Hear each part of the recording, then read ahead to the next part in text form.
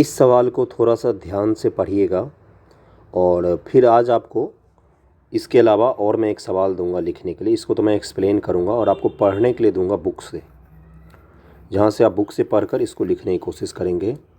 ध्यान से देखिए और इस तरह के सवाल आपके एग्ज़ाम में GS 1 में धड़ल्ले से पूछे जाएंगे।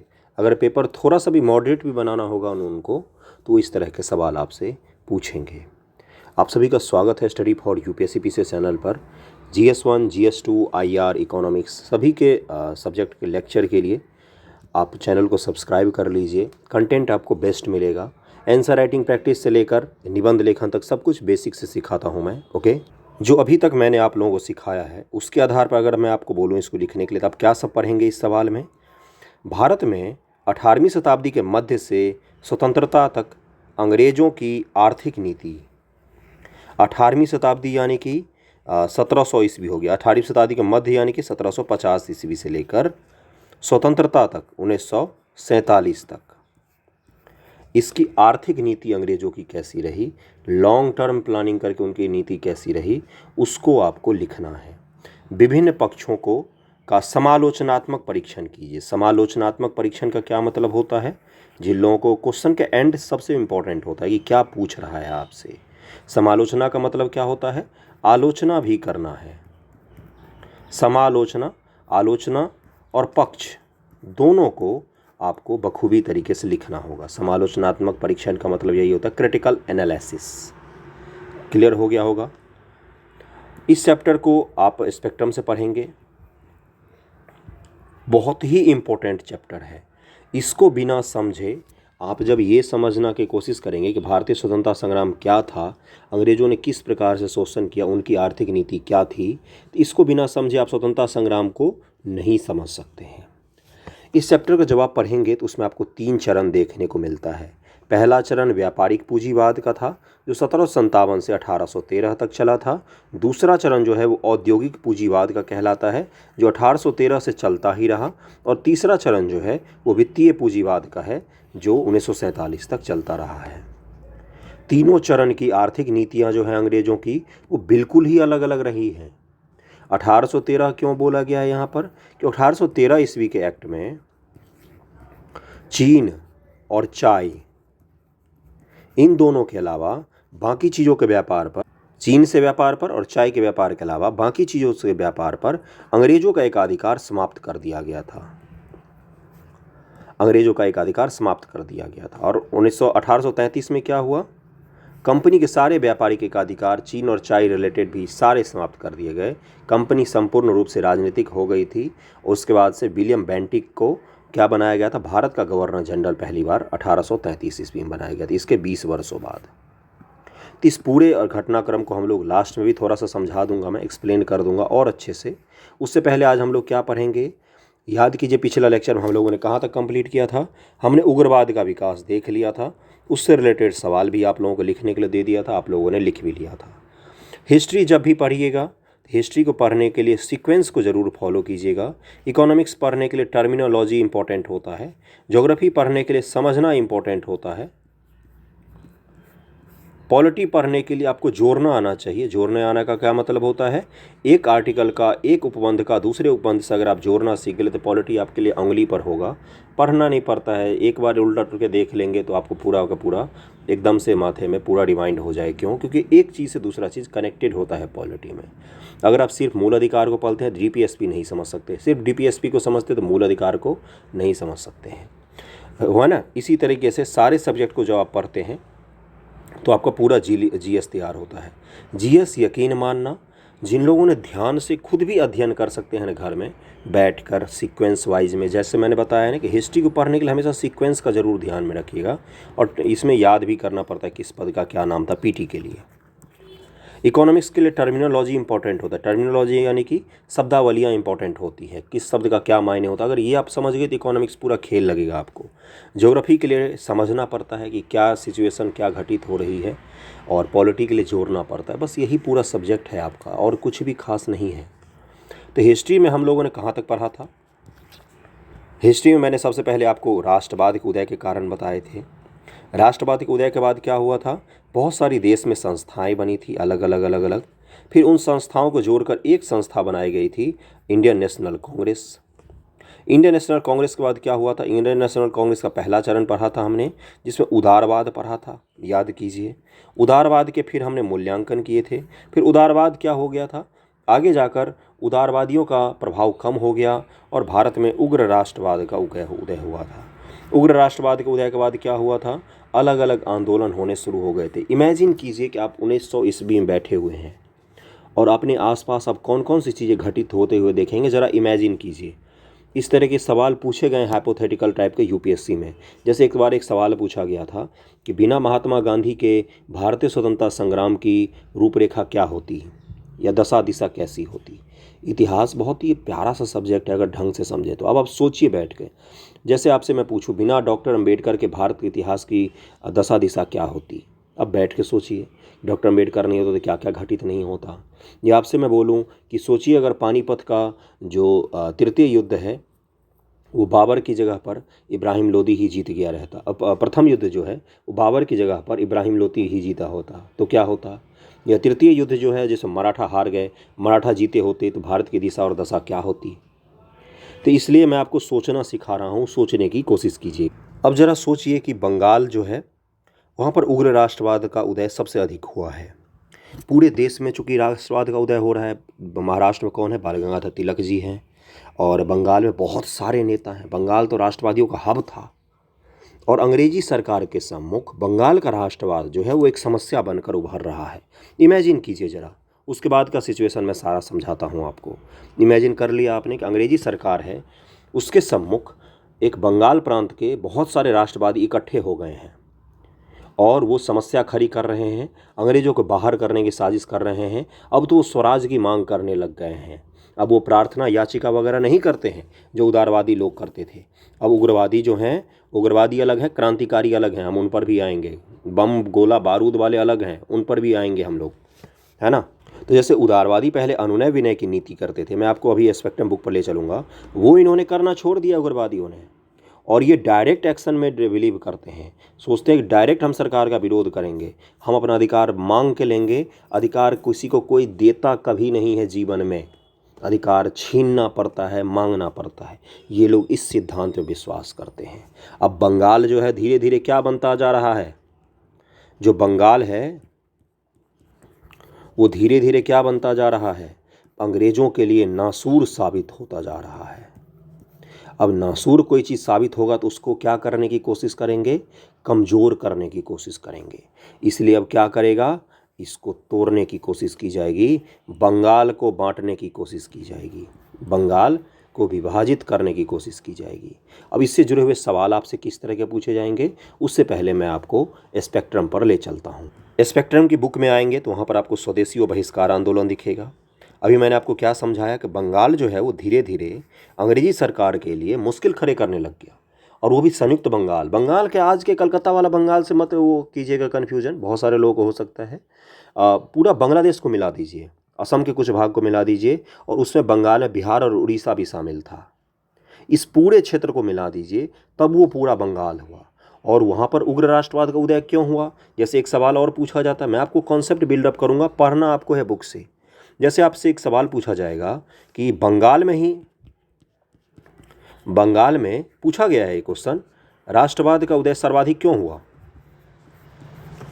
या बंगाल में ही सबसे अधिक प्रतिरोध क्यों झेलना पड़ा अंग्रेजों को शुरुआत में। या कई बार ये भी पूछा गया कि दिल्ली राजधानी स्थानांतरित करने का क्या उद्देश्य था। इस सवाल पर हम लोग बाद में आएंगे, लेकिन सवालों के जरिए जब आपसे मैं पूछ रहा हूँ तो आपके मन में जब क्यूरियोसिटी जागेगी तब खुद सोचेंगे कि ऐसा क्या था, जैसे बंगाल में ही राष्ट्रवाद का उदय क्यों हुआ। अब मुझे आप बताइए कि सबसे पहले जो क्लाइव था उसने कहाँ पर सबसे पहले प्रभुत्व बनाया अंग्रेजों का, तो बंगाल प्रांत में। बंगाल में कुछ बाहर के आधुनिक लोग आए जो यहाँ के रूढ़िवादियों से थोड़े से अलग थे, यहाँ के समाज से थोड़े से अलग थे।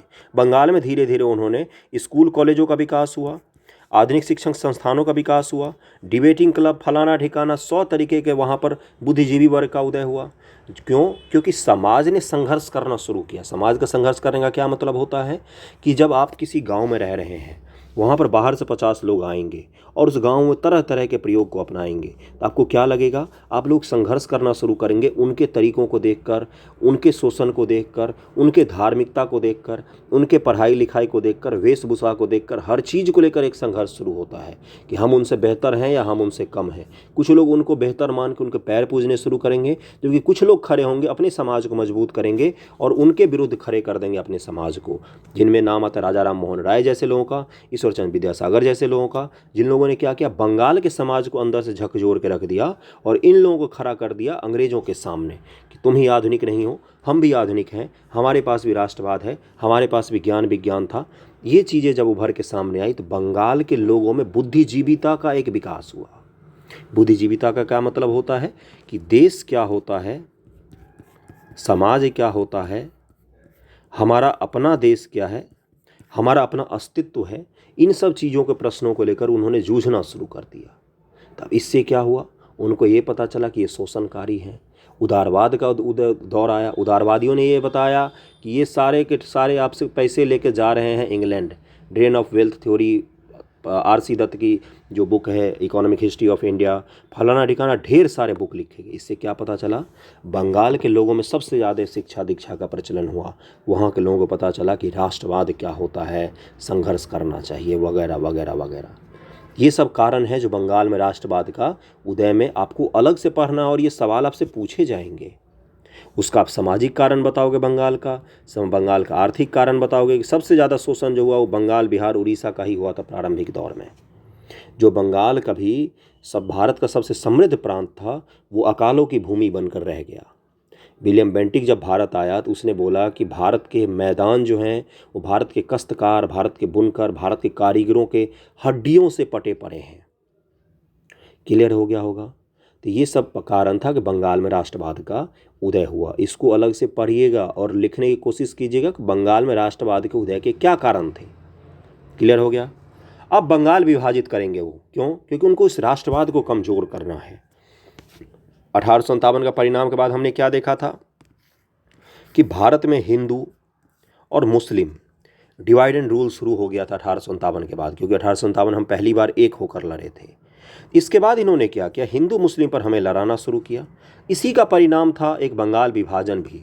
बंगाल विभाजन के द्वारा उन्होंने राष्ट्रवादियों को ही नहीं विभाजित किया, उन्होंने हिंदू मुस्लिम पर भी विभाजन को शुरू किया। उन्होंने बोला कि जो पूर्वी बंगाल है वो मुस्लिम बहुत प्रांत होगा और पश्चिम बंगाल जो आज का है वो उसमें क्या होगा, उसमें बिहार उड़ीसा को भी जोड़िएगा, वो हिंदू बहुल प्रांत होगा। ऐसा उन्होंने तरकीब निकाला भारत में धार्मिक विभाजन का, धार्मिक विभाजन की तकनीक निकाली उसने। इस चीज़ का ध्यान रखिएगा। जैसे एक बार पूछा जाता है प्रश्न यूपीएससी में और बाकी एग्जामों में कि बंगाल विभाजन अगर भारत के इतिहास में नहीं होता तो क्या देश का विभाजन होता? सोचिए जरा बैठकर, सोचने की प्रवृत्ति को डेवलप कीजिए। क्वेश्चन अपने आप लिखते चले जाएंगे आप, पढ़ने में आपको मज़ा आएगा, इंटरेस्ट आएगा। तब बंगाल विभाजन किया उन्होंने, हिंदू मुस्लिम डिवाइड हो गया, राष्ट्रवाद हमारा बट गया। अब लोगों की तरफ से प्रतिक्रिया आएगी, क्योंकि लोग अब मूर्ख नहीं हैं, लोग अब समझ चुके हैं कि ये बंगाल को विभाजित क्यों कर रहे हैं। इसी के परिदृश्य में उन लोगों ने क्या निकाला, ठीक है तुम हमें विभाजित करोगे ना, तुम हमसे पैसा कमाते हो, किस चीज़ से कमाते हो, जब हम तुम्हारा सामान खरीदते हैं, अब हम तुम्हारा सामान का बाइकआउट करेंगे, हम तुम्हारा सामान नहीं खरीदेंगे, हम तुम्हारे जितने सामान हैं उनकी होली जलाएंगे, उनको जलाकर राख कर देंगे, एक भी सामान नहीं खरीदेंगे। हम अपना शिक्षा पद्धति डेवलप कर लेंगे, हम अपना फैक्ट्री डेवलप करेंगे, हम अपना सब कुछ डेवलप करेंगे, स्वदेशी आत्मनिर्भर बनेंगे, तुमसे हम कुछ नहीं लेंगे। आज भी जब चीन से तनातनी होती है बॉर्डर पर, हम लोग क्या बोलते हैं, बाइकआउट चाइना। ये हम भारतीयों की प्रवृत्ति है, समझ गए ना। हम भले ही लाख अपने में लड़ झगड़ लें, लेकिन जब देश की बात आती है तो हम अचानक से एक हो जाते हैं। तो यही था स्वदेशी आंदोलन। पता चल गया स्वदेशी का क्या मतलब होता है, कहाँ से ये उपजा था। स्वदेशी और बहिष्कार आंदोलन। एक चीज़ और मैं बता दूं, महात्मा गांधी जी और डॉक्टर बोल रहा हूं, रविन्द्रनाथ टैगोर जी, इनके में थोड़ा सा एक डिफरेंस पूछा जाता है, वो मैं बता दूं। डॉक्टर जो टैगोर हैं, रविन्द्रनाथ टैगोर जी, इन्होंने विदेशी वस्त्रों की होली जलाने को गलत बोला था, ठीक ना। जबकि महात्मा गांधी जी क्या बोलते थे, विदेशी वस्त्रों की होली जलाना कोई गलती नहीं है, बिल्कुल निर्धरले से जलाओ उसको। अब जरा इसको पढ़ते हैं।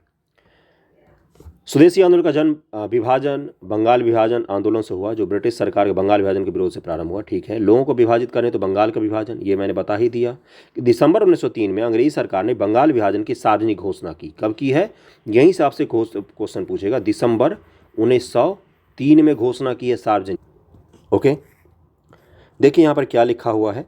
ये अंग्रेजी सरकार का गृह सचिव का पत्र है, होम सेक्रेटरी उस समय का, उसका पत्र है। सरकार के सारे पत्र कब मिले हैं पता है आपको? आज़ादी के बाद अंग्रेजों का अभिलेखागार से सारे पत्र निकाले गए। अंग्रेजों ने तो हफ्ते भर तक अपने सारे काले कागज़ जो हैं उनको जलाने में व्यतीत कर दिए भारत से, जब वो जा रहे थे आज़ादी के समय। किस्सा पढ़िएगा आज़ादी के समय का तो आपको पता चलेगा। लेकिन बहुत सारे कागज़ जो सुरक्षित रह गए, उसी में से ये पता चला। क्या लिखता है उस समय का गृह सचिव कि संयुक्त बंगाल एक शक्ति है, बंगाल को विभाजित करने से हमें कई लाभ होंगे।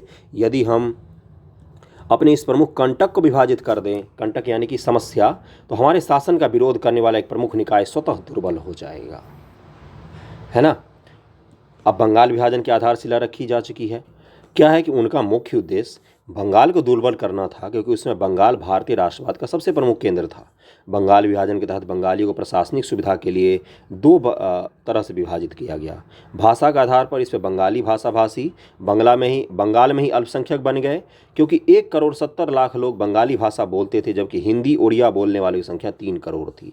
अब जो पूर्वी बंगाल था उसे बांग्ला भाषी लोग ही अल्पसंख्यक हो गए।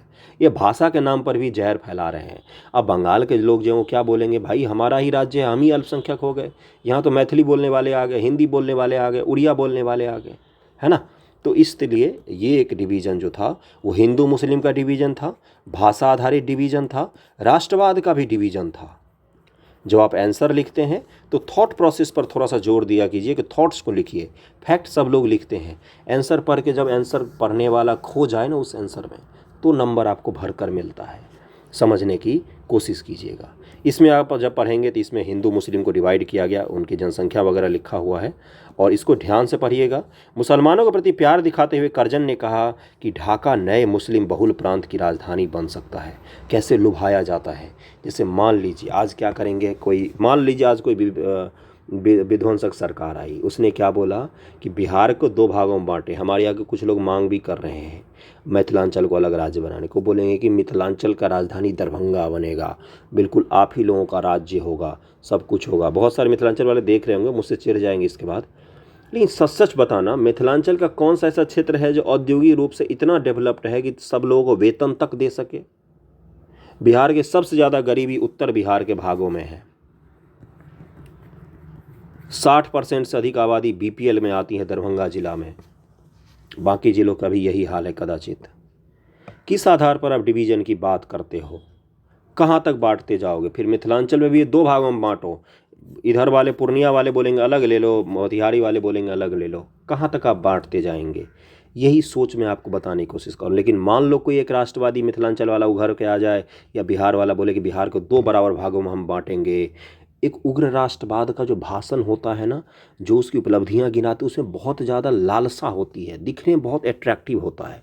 लेकिन विभाजन जो होता है हमेशा विभीषण रूप से, भयानक रूप से आपदा ही लाती है और कुछ नहीं लाती है। सोचिए बिहार अगर संयुक्त होता आज तो, है ना। तो इसलिए उसने क्या किया, मुसलमानों को लुभाने के लिए क्या बोला कि मुसलमान जो ढाका है वो पहली बार मुस्लिम बहुल प्रांत की राजधानी बनेगी, है ना। अगला क्या है कि क्योंकि इससे मुसलमानों में एकता बढ़ेगी, जो मुग़ल शासकों के समय उनमें पाया जाता था। हमेशा इतिहास की आपको उदाहरण दिया जाएगा जब भी आपको भड़काना होगा तो, अरे हमारे गुप्त युग में तो स्वर्णिम युग था, मौर्य युग में तो स्वर्णिम युग था। आज आपके पास पेट भर कर खाना खाने का नहीं है, ये मौर्य युग में स्वर्णिम था, गुप्त युग में स्वर्णिम था, उसका लेके क्या करोगे आप? मुख्य चीज़ ये होता है कि प्रेजेंट स्थिति आपकी क्या है। यही होते हैं लोक लुभावन वादे जो उस समय चलाए जा रहे थे। इस प्रकार बंगाल विभाजन के निर्णय से स्पष्ट हो गया कि अंग्रेज कांग्रेस एवं स्वतंत्रता आंदोलन को दुर्बल बनाने के लिए मुस्लिम संप्रदायवाद को उभारना चाहते थे। कांग्रेस को दुर्बल करना था उनको। कांग्रेस को दुर्बल करने से क्या फ़ायदा होता?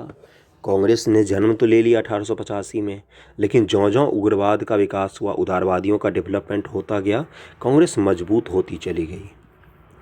कांग्रेस जब मजबूत हुई तो इसमें हिंदू का भी प्रतिनिधित्व था, मुस्लिम का भी प्रतिनिधित्व था, सबका था। अब अंग्रेजों की कान खनक गए कि ये हम तो डिवाइड एंड रूल की पॉलिसी चला रहे हैं, अगर हिंदू मुस्लिम एक हो गए तो यहाँ पर तो रहना मुश्किल हो जाएगा भाई, इनको लड़ाओ। सर सैयद अहमद खान जैसे नेता जो पहले क्या बोलते थे कि भारत माँ की दो आँख है, एक हिंदू और मुस्लिम। अलीगढ़ आंदोलन वाले, अलीगढ़ यूनिवर्सिटी की स्थापना जिन्होंने की है, क्या बोलते थे ये, भारत माता की दो आंखें हैं, हिंदू मुस्लिम जो हैं भारत माता की दो आंखें हैं। बाद में इन्होंने क्या बोला कि हिंदू और मुसलमान एक साथ नहीं रह सकते। अंग्रेज भक्त इन्होंने सभा बनाया था जिससे मुसलमानों को ये प्रेरित करते थे कि अंग्रेज़ों का साथ दीजिए, वही आपके तारनहार हैं। समझने की कोशिश कीजिएगा, किसी की आलोचना नहीं कर रहा हूँ, मैं आपको इतिहास पढ़ाने की कोशिश कर रहा हूँ। तो ये क्या था, यही अंग्रेज़ों की पॉलिसी को आगे बढ़ाने का काम किया गया बंगाल विभाजन के द्वारा। अब बंगाल विभाजन के बाद देखिए और एक विभाजनकारी क्या होता है 1909 में, और क्या लाया जाता है, सनह सनह एक एक पॉइंट को जोड़ते जाएंगे तो आपको पूरी नीति क्लियर हो जाएगी। 1909 में लाया जाता है सांप्रदायिक निर्वाचन। मुस्लिम को मुस्लिम वोट करेंगे, हिंदू को हिंदू वोट करेंगे, मुस्लिम नेता को मुस्लिम लोग ही चुनेंगे। ये क्या था, इसलिए डॉक्टर राजेंद्र प्रसाद मिंटो को क्या बोलते हैं, भारत का विभाजनकारी मानते हैं राजेंद्र प्रसाद जी अपने किताब में मिंटो को। ये सभी नीतियाँ सीक्वेंस में जुड़ रही हैं। पता चल रहा है आपको कैसे क्या इतिहास में घटित हो रहा है। सोचिए आप 1905 में बैठे हुए हैं और आपके आसपास ये सब कुछ घटित हो रहा है। मुस्लिमों को बढ़ावा दिया जा रहा है कि आप अंग्रेज़ों के रक्षक बन के रहिए, जिससे आपको बहुत बेनिफिट पहुंचेगा। स्वदेशी बहिष्कार आंदोलन में आंदोलनकारियों ने विदेशी वस्त्रों की होली जलाई, अंग्रेज सरकार के समक्ष अपना विरोध प्रकट किया। चूंकि ब्रिटिश सरकार ने इस आंदोलन को दबाने के लिए दमन का सहारा लिया, फलतः सरकारी दमन के विरोध में उग्रवादी गतिविधियां प्रारंभ हो गई थी। उदारवादियों द्वारा बंगाल विभाजन का विरोध किया गया। अब देखो उदारवादियों क्या पूछा जाएगा आपसे सवाल कि बंगाल विभाजन के आंदोलन में उदारवादियों की भूमिका का मूल्यांकन कीजिए। यही पूछ लिया जाएगा, उदारवादियों की भूमिका का मूल्यांकन कीजिए स्वदेशी आंदोलन में, बंगाल विभाजन आंदोलन, दोनों एक ही है, ठीक ना। 1903-1905 के दौरान उदारवादी जिन्होंने बंगाल विभाजन के विरोध में सक्रिय भूमिका निभाई, सूर्यनाथ बनर्जी, के मित्रा, पृथ्वी चंद्र रॉय प्रमुख थे। उदारवादियों ने सरकार के इस निर्णय के विरोध में सरकार को प्रार्थना पत्र सौंपे, सभाएं आयोजित की, निंदा प्रस्ताव पारित किया, हितवादी, संजीवनी और बंगाली जैसे पत्रों के माध्यम से बंगाल विभाजन का विरोध किया। अब आपसे पूछा जाएगा कि हितवादी, संजीवनी या बंगाली, या क्या पूछा जाएगा निम्न में से कौन कौन सी उदारवादी पत्रिकाएं हैं। सवाल दिख रहा है आपको, सवाल दिख रहा है, सवाल दिख रहा है, सवाल दिखना चाहिए क्योंकि पीटी मेंस दोनों के पॉइंट ऑफ व्यू से क्या पूछेगा कि निम्न से कौन कौन सी उदारवादी पत्रिकाएं हैं, हितवादी, संजीवनी, बंगाली। ये सब किसके द्वारा लिखे गए थे, उदारवादी नेताओं के द्वारा लिखे गए थे। उदारवादियों का उद्देश्य था कि भारत और इंग्लैंड में शिक्षित भारतीयों के माध्यम से एक ऐसा जनमत तैयार किया जाए जो बंगाल विभाजन को निर्णय के वापस लेने तो अंग्रेज सरकार पर दबाव डाले। देखो उदारवादियों को क्या होता था हमेशा कार्य की शैली कि दबाव बनाओ। दबाव किसके द्वारा, प्रार्थना पत्र, याचिका। इंग्लैंड में जाके वो लोग बोल रहे थे कि ऐसे लोगों को जमा करो जो बंगाल विभाजन का विरोध करे। देश में विरोध कर रहे थे लोग, उनको एक नहीं करना है। यहाँ के कॉमन लोगों पर भरोसा नहीं है, लेकिन कहाँ के लोगों पर भरोसा है, इंग्लैंड के शिक्षित भारतीयों पर भरोसा कर रहे हैं। किंतु भारतीयों के विरोध स्वर की उपेक्षा करते हुए भी सरकार ने जुलाई 1905 को बंगाल विभाजन की घोषणा कर दी। यही सवाल पूछा गया था, कब किया है, जुलाई 1905 को। पढ़ते समय आपको फैक्ट्स और क्वेश्चंस दिखने चाहिए कि कहाँ से क्या सवाल पूछे जा सकते हैं, तभी पढ़ाई होती है। 4 घंटे तक किताब लेके बैठे हुए हैं और पता ही नहीं चला क्या पढ़ा क्या नहीं 4 घंटे में, उसको पढ़ाई नहीं बोलते हैं। फील हो रहा है कि कैसे क्या स्वदेशी आंदोलन चल रहा है। इस घोषणा के कुछ दिनों के भीतर ही लगभग पूरे बंगाल में विरोध सभा आयोजित की गई। इस सभाओं में सबसे पहले विदेशी वस्तुओं का बहिष्कार का निर्णय लिया गया। 7 अगस्त 1905 को बंगाल विभाजन के विरोध में कलकत्ता के टाउन हॉल में एक विशाल प्रदर्शन आयोजित किया गया, जहां स्वदेशी आंदोलन प्रारंभ करने की घोषणा की गई। कब किया गया, 7 अगस्त 1905 को स्वदेशी आंदोलन को प्रारंभ करने की घोषणा किया गया। इसके पश्चात राष्ट्रवादी नेताओं ने बंगाल के विभिन्न भागों का दौरा किया। लोगों ने मैनचेस्टर के कपड़ों, लिवरपूल के बने नमक का बहिष्कार करने का आग्रह किया गया था। 16 अक्टूबर 1905 को जब बंगाल विभाजन विधिवत रूप से लागू हुआ, कब लागू हुआ, 16 अक्टूबर 1905 को, आंदोलनकारियों ने इस दिन शोक दिवस के रूप में मनाया। लोगों ने व्रत रखे, गंगा स्नान किया, नंगे पद यात्रा करते हुए वंदे मातरम के गीत गाए। कालांतर में वंदे मातरम भारतीय स्वतंत्रता आंदोलन का सबसे मुख्य गीत बन गया। विभाजित बंगाल दोनों भागों के लोगों ने आपसी एकता प्रदर्शित करते हुए एक दूसरे के हाथों पर राखियाँ बांधी। जो बंगाल को विभाजित कर दिया गया 2 भागों में, तो दोनों भाग के लोगों ने एक दूसरे के हाथ पर राखियाँ बांधी और क्या बोला कि हम एक ही रहेंगे। इस दिन सुरेंद्रनाथ बनर्जी, आनंद मोहन बोस ने एक विशाल जनसभा को संबोधित किया, जो कि स्वतंत्रता आंदोलन से संबंधित संभवतः तब तक की सबसे बड़ी विशाल जनसभा थी। गांधी जी से पहले सबसे बड़ी विशाल जनसभा इन्हीं लोगों ने आयोजित किया। जनसभा में शामिल प्रदर्शनकारियों ने विरोध अभियान चलाने के लिए 50,000 रुपये एकत्र किए। तो उस समय का 50,000 आज के 50 करोड़ से भी ज़्यादा है। शीघ्र ही यह विरोध बंगाल निकलकर भारत के अन्य भाग में भी फैल गया। पूना और बम्बई में, ऐसे ही पूछा जाता है, पूना और बम्बई में इस आंदोलन का नेतृत्व बाल गंगाधर तिलक ने, जबकि पंजाब में लाला लाजपत राय, अजीत सिंह ने। अजीत सिंह कौन है? भगत सिंह के चाचा हैं। भगत सिंह का पूरा खानदान ही हमेशा राष्ट्रवादी रहा है। दिल्ली में सैयद हैदर राजा, मद्रास में चिदम्बरम पिल्लई ने इसका नेतृत्व किया था। इस चीज़ का ध्यान में रखिएगा। कांग्रेस की स्थिति उस समय क्या थी? 1905 में गोपाल के गोखले की अध्यक्षता में भारतीय राष्ट्रीय कांग्रेस की वार्षिक अधिवेशन निम्न 2 प्रस्ताव पारित किए गए थे। यहीं से सवाल पूछ लेगा आपसे, 1905 में निम्न में से कौन कौन से प्रस्ताव पारित किए गए थे, बताइए। कर्जन की प्रतिक्रियावादी नीतियों एवं बंगाल विभाजन की आलोचना करना। आलोचना तक सीमित हैं ये लोग। बंगाल में बंग भंग विरोधी अभियान तथा स्वदेशी अभियान को समर्थन देना। कहाँ पर? बंगाल में। बस उदारवादी यहीं पर फंस गए। उदारवादी बोलते थे कि बंगाल विभाजन को सिर्फ बंगाल तक रखो। उग्रवादी बोलते थे कि बंगाल विभाजन को सिर्फ बंगाल तक नहीं रखना है, बल्कि जम्मू कश्मीर से लेकर कन्याकुमारी तक, नागालैंड से लेकर गुजरात तक सब जगह फैला देना है इस आंदोलन को। समझ गए बात? इस संबंध में उग्रवादी, राष्ट्रवादी यथा बाल गंगाधर तिलक, लाला लाजपत राय, बिपिन चंद्र पाल, अरविंद घोष का मत था कि विरोधी आंदोलन का प्रसार बंगाल से बाहर पूरे देश में हो तथा इसे विदेशी वस्तुओं के बहिष्कार तक ही सीमित न रखकर पूर्ण स्वतंत्रता संघर्ष के रूप में चलाया जाए, जिससे पूर्ण स्वराज का लक्ष्य प्राप्त किया जा सके। किंतु इस समय कांग्रेस में नरमपंथियों का प्रभुत्व था। वे इसे बंगाल के बाहर चलाए जाने के पक्ष नहीं थे। अब मारा मारी होगा दोनों में, चप्पल चपलाई हो गया था उन लोगों में। कांग्रेस के अधिवेशन की मैं बात कर रहा हूँ, सच सुन रहे हैं आप, मैं कोई हंसी मजाक के लिए नहीं कह रहा हूँ, सच में मारा मारी हुआ था कांग्रेस अधिवेशन में। 1906 में भारतीय राष्ट्रीय कांग्रेस का वार्षिक अधिवेशन कलकत्ता में आयोजित किया गया।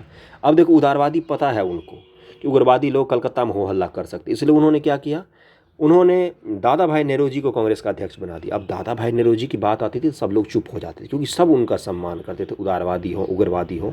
वयोवृद्ध नेता थे, बहुत ही समझदार और बहुत ही पावरफुल नेता थे अपने ज़माने के दादा भाई नेहरू।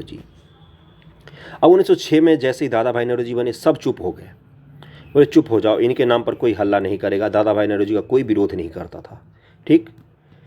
भारतीय राष्ट्रीय कांग्रेस का वार्षिक अधिवेशन कलकत्ता में आयोजित किया। इस अधिवेशन दादा भाई नेहरू ने की अध्यक्षता में कांग्रेस का प्रस्ताव पारित किया गया कि इसका स्वराज का, कांग्रेस का लक्ष्य इंग्लैंड या अन्य उपनिवेशों की तरह स्वशासन या स्वराज होगा। क्या होगा? स्वराज होगा। धीरे धीरे उदारवादियों एवं उग्रवादियों के विभिन्न विषयों पर मतभेद निरंतर बढ़ते गए, जिसकी चरम परिणति 1907 के सूरत अधिवेशन में हुई, जब कांग्रेस 2 धड़ों में विभक्त हो गई। इस विभाजन का स्वदेशी अभियान एवं अन्य तात्कालिक आंदोलन पर गंभीर प्रभाव पड़ा। अब क्या होगा? कांग्रेस बट गई। जो अंग्रेज चाहते थे वही हो गया। कांग्रेस हिंदू मुस्लिम के नाम पर बट गई, क्योंकि मुस्लिमों को उन्होंने अलग करने की सोची। अब कांग्रेस उदारवाद और उग्रवाद में भी बिल्कुल गंभीर तरीके से बट गई। इसलिए आप 1907 के बाद से 1916 का तक, लखनऊ अधिवेशन तक, कांग्रेस का कोई बड़ा आप आंदोलन नहीं देखेंगे, क्योंकि कांग्रेस बटी हुई है। क्लियर हो गया होगा आज आपको सब कुछ। 1909 का आता है एक्ट, उसके बाद भी कांग्रेस कोई भी आंदोलन नहीं कर पाती है, क्योंकि सब बटे हुए हैं। क्लियर हो गया। उग्र नेतृत्व के अंतर्गत आंदोलन। 1905 के पश्चात बंगाल में चल रहे स्वदेशी आंदोलन में उग्र विचारधारा वाले नेताओं का प्रभुत्व स्थापित हो गया। इसके मुख्य 3 चरण थे। उदारवादी के नेतृत्व में आंदोलन का कोई विशेष परिणाम नहीं निकला। उदारवादी संवैधानिक रूप से उग्रवादी असहमत थे तथा सरकार ने अभियान को असफल बनाने हेतु कार्यकर्ताओं का दमन प्रारंभ कर दिया था। क्लियर हो गया होगा। उग्रवादियों का अब कार्यक्रम क्या था? कांग्रेस ने दिसंबर 1906 में कलकत्ता में वार्षिक अधिवेशन दादा भाई नेहरू के नेतृत्व में स्वराज की प्राप्ति को अपना प्रमुख लक्ष्य घोषित किया। ये आपका 68वीं बीपीएससी का सवाल है। 68वीं बीपीएससी में यहाँ से सवाल पूछा गया है कि 1906 में स्वराज का झंडा गोखले और दादा भाई नेहरू ने उठाया। तो ये बिल्कुल एनसीईआरटी से कॉपी करके पेस्ट कर दिया उन्होंने। और एक चीज़ यार, बहुत सारे स्टूडेंट मैसेज कर रहे हैं, कॉल कर रहे हैं कि एक रणनीति को लेकर वीडियो बना दीजिए। 69 बीपीएससी का संपूर्ण रणनीति प्री मेंस, कितनी सारी रणनीति को लेकर वीडियो बनाऊँ। आप लोग अगर कमेंट करके बोलेंगे तो मैं बना दूंगा एक, मुझे बनाने में कुछ हर्ज नहीं है। लेकिन रणनीति ज़्यादा बनाने से अच्छा होता है पढ़ाई करना गुरु। रणनीति बनाने से व्यूज़ मुझे मिलते हैं, मुझे अच्छा लगता है, व्यूज़ अच्छे आते हैं उस वीडियोज़ पर, लेकिन वो अंदर से एक नहीं आता है कि रणनीति कितना रणनीति बनाओ। ठगना होता है एक तरफ से ज़्यादा रणनीति बनाना। नहीं, फिर भी अगर आप लोगों को वाक़ई दिक्कत हो रहा है, जेनुइनली दिक्कत हो रहा है, समझ में नहीं आ रहा है कैसे पढ़ाई शुरू करें, कहाँ से क्या पढ़ें, कमेंट कीजिएगा, मैं ज़रूर डेफ़िनेटली बना दूँगा। ओके। स्वराज का अर्थ वह शासन पद्धति समझ गया। क्या है? स्वराज का अर्थ वह शासन पद्धति समझा गया जो सभी सुशासित उपनिवेशों में प्रचलित थी। राष्ट्रीय शिक्षा के प्रोत्साहन पर भी बल मिला। बंग भंग को उग्र विचारधारा वाले राष्ट्रवादियों ने राष्ट्रीय चुनौती के रूप में स्वीकार किया। उन्होंने बोला कि बंगाल का विभाजन हमारे लिए चुनौती है, हम तो इसको अंडू करके रहेंगे, हम इसको फिर से रिमूव करेंगे, फिर से बंगाल को एक करके रहेंगे। बंग भंग को उग्र विचारधारा, सारे बंगाल में जनसभाएं हुई। तिलक, बिपिन चंद्र पाल, लाला लाजपत राय, अरविंद घोष ने कई स्थानों पर सभाओं का संबोधित किया। क्या आप इमेजिन कर सकते हैं कि बंगाल विभाजन से पहले कलकत्ता में जाके बाल गंगाधर तिलक जैसे लोग और बिपिन चंद्र पाल या बाहर के जो नेता हैं लाला लाजपत राय, ये लोग जनसभा को संबोधित करें? क्या हो रहा है? ये भारत राष्ट्र का निर्माण हो रहा है, एक हो रहे हैं। बंगाल के लोगों के कष्ट को महाराष्ट्र के लोग महसूस कर रहे हैं पहली बार भारत के इतिहास में। समझ में आ गई बात? ये हो रहा है स्वदेशी आंदोलन के दौरान। इन सभाओं में लोगों ने स्वदेशी वस्तुओं का प्रयोग तथा विदेशी वस्तुओं के बहिष्कार की शपथ ली। इस शपथ को व्यवहारिक रूप देने हेतु एक सुनियोजित कार्यक्रम प्रारंभ किया गया था। कई स्थानों विदेशी वस्तुओं को दुकानों के समक्ष धरना दिया गया। ये सब तो कार्यक्रम है, इन सबको ध्यान से पढ़िएगा। नेताओं ने लोगों से स्कूल, कॉलेज, सरकारी कार्यालय, सरकारी सेवक, न्यायालय, सब कुछ को बाइकआउट करने के लिए उन्होंने बोला। संघर्ष का नया रूप है विदेशी वस्तुओं का बहिष्कार, जनसभाएं, विरोध प्रदर्शन, स्वयंसेवी संगठन, समितियों का गठन। अब मैं मुख्य रूप से आता हूं जहां से आपके सवाल पूछे जाते हैं। ये सब पढ़ना है। स्वदेशी आंदोलन का संघर्ष का क्या स्वरूप है, ये सब पढ़ना है आपको। ये सब आपको बुक से पढ़ना है, लाइन बाय लाइन मैं नहीं पढ़ाऊँगा, आपको पढ़ना है। अब मैं आपको उस टॉपिक पर ले जाता हूँ जहाँ से आपके सवाल पूछे जा सकते हैं। सवाल क्या पूछा जाएगा, जैसे मैं दिखा दूँ, स्वदेशी आंदोलन का मूल्यांकन, स्वदेशी आंदोलन की असफलता, यहाँ से सवाल पूछे गए हैं। असफल क्यों हो गया स्वदेशी आंदोलन, या उदारवादियों की क्या रुख थी, उग्रवादियों के क्या कार्यक्रम थे, स्वदेशी आंदोलन की रूपरेखा कैसी थी, स्वदेशी आंदोलन क्यों हुआ, कारण लिखिए, क्यों असफल हुआ। यही सब लॉट्स ऑफ क्वेश्चंस हैं। 3 से 4 क्वेश्चन है जिसको घुमा फिरा के पूरा क्वेश्चन पूछा जाता है। ओके। 1908 तक स्वदेशी आंदोलन का बहिष्कार का बाह्य उन्माद, यद्यपि यह चरण भूमिगत क्रांतिकारी चरण से भिन्न था, ठंड पड़ चुका था। क्यों पता ही है, कांग्रेस विभाजित हो चुकी थी, बाल गंगाधर तिलक जैसे नेता अलग हो चुके थे इस आंदोलन से। ब्रिटिश सरकार ने आंदोलनकारियों के प्रति कठोर दमनात्मक रुख अपनाया। आंदोलन एक सक्रिय संगठन या पार्टी का रूप नहीं ले सकी। यद्यपि आंदोलन विभिन्न गांधीवादी सिद्धांतों, असहयोग, सत्याग्रह, जेल भरो अभियान, समाज सुधार, सृजनात्मक कार्य इत्यादि को अपनाया गया, किंतु आंदोलन इन सिद्धांतों को एक अनुशासनात्मक दिशा नहीं दे सकी। आंदोलन आगे चलकर नेतृत्व विहीन हो गया। 1908 तक अधिकांश नेता या तो गिरफ्तार कर लिए गए या देश से निर्वासित कर दिए गए। इसी समय अरविंद घोष, बिपिन चंद्र पाल ने सक्रिय राजनीति से संन्यास ले लिया। कांग्रेस नेताओं के मध्य आंतरिक झगड़े, 1907 का सूरत विभाजन पता ही है आपको। आंदोलन के जनसामान्य की शक्ति को, ऊर्जा को उभारने का कार्य तो किया, किंतु इस शक्ति एवं ऊर्जा को संगठित कर सही स्वरूप और दिशा देने में सफल नहीं हो सका है। आंदोलन समाज के सभी वर्गों में अपनी पैठ नहीं बना सका। यहाँ से पीटी में क्वेश्चन पूछे गए हैं यूपीएससी में, और आपसे ही पूछा जा सकता है। यह उच्च वर्ग, मध्य वर्ग और जमींदार तक ही सीमित रहा। क्या पूछा जाता है, स्वदेशी आंदोलन मुसलमानों की भी भागीदारी थी, स्वदेशी आंदोलन किसानों की भी भागीदारी थी। स्टेटमेंट देगा, आप क्या बोलोगे, दोनों गलत। मुसलमान और किसान प्रभावित करने में यह पूर्णतः असफल रहा। मुसलमानों ने कहीं हद तक इसको सपोर्ट किया, क्योंकि उनको जो लुभावना दिया गया वो उन्होंने सत्य मान लिया। उस समय शिक्षा का स्तर जरा इमेजिन कीजिए, किसी को भी, किसी धर्म को, विशेष को देशद्रोही नहीं बोलिए, जरा शिक्षा का स्तर आप थोड़ा सा इमेजिन कीजिए कि शिक्षा का स्तर क्या रहा होगा। आज भी मुस्लिमों में शिक्षा का स्तर कम है। उस समय की बात तो जरा सोच के देखिए क्या स्थिति थी भारत की उस समय। उस समय अगर मान लो कोई ऐसा होता जो बोलता हिंदुओं के लिए अलग से देश बनाएंगे, तो बहुत सारे लोग उस पर चल पड़ते। चलते कि नहीं चलते? बहुत सारे हिंदुवादी संगठन बने हैं कि नहीं बने हैं? तो यही सब कारण है। थोड़ा सा ब्रॉड पर्सपेक्टिव में देखने की कोशिश कीजिए चीज़ों को, छोटी सोच मत बनाइए, है ना। तो किस किस ने इसमें साथ नहीं दिया? मुसलमान, किसान, इन लोगों ने इसमें सब साथ नहीं दिया।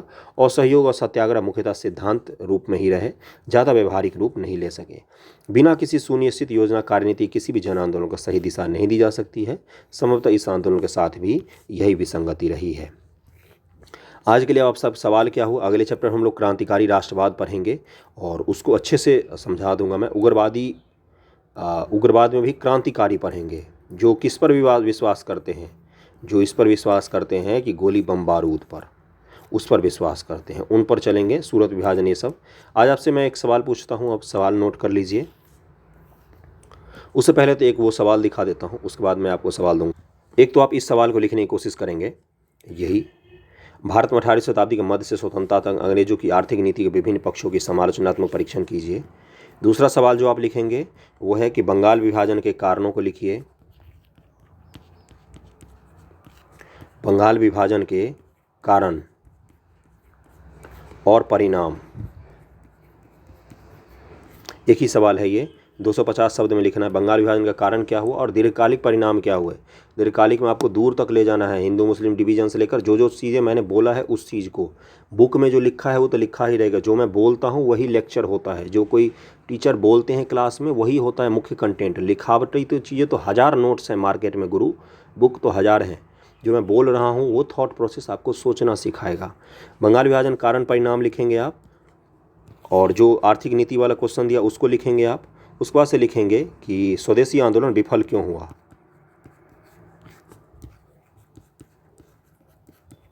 स्वदेशी आंदोलन के विफलता का कारण लिखिए, विफलता का कारण। वीडियो को शेयर ज़रूर कीजिएगा जहाँ भी हो सके, जो भी पढ़ने लिखने वाले बच्चे हों, कोचिंग में हो, आपके हॉस्टल में हो, लाइब्रेरी में हो, जहाँ भी आप पढ़ते होंगे, शेयर ज़रूर कीजिएगा।